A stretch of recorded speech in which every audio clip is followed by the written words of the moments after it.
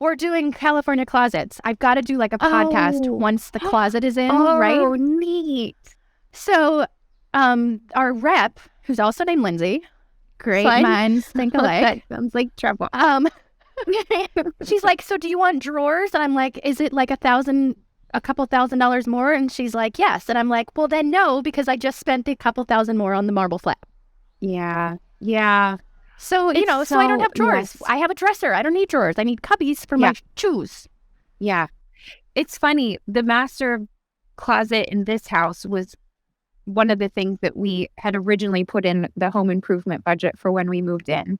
And has now my master closet, my, sports bras, underwear, camisoles, that kind of thing, they're still in like Rubbermaid containers up there because mine are in right now. Yeah, because I chose other things. And eventually, see, this is where I will use IKEA. Why wouldn't you? Right? It's in the closet. I could get the drawers, which I feel like are going to be helpful, and not be digging around in Rubbermaid bins, right, for my stuff. But see, that's a perfect example. We were going to trim out the closet, and it just was like too many other things going on in the kitchen. We're like, yep, can't do that. Yeah. Well, I will tell you, I was under the impression that California Closets was going to cost like $25,000. And it's not. It's like $5,000. $5,000 for a closet.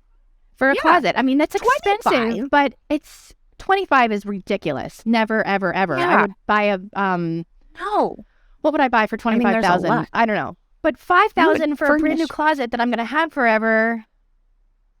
Yeah, I'd say so. I'd say that's worth it. And they finance, which is important. So I'll just pay it off over time after I buy all the furniture that I want.